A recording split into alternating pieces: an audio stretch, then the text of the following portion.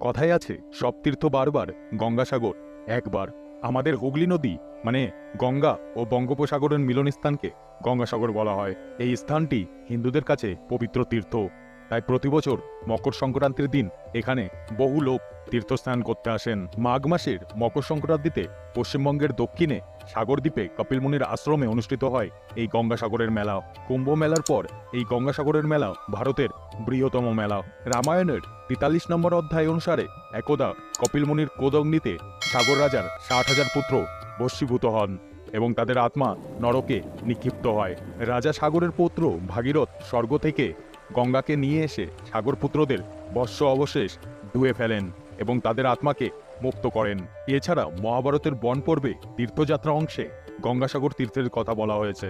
পাল বংশের রাজা দেবপালের একটি লিপিতে তার গঙ্গাসাগর সঙ্গমে ধর্ম অনুষ্ঠান করার কথা বলা হয়েছে।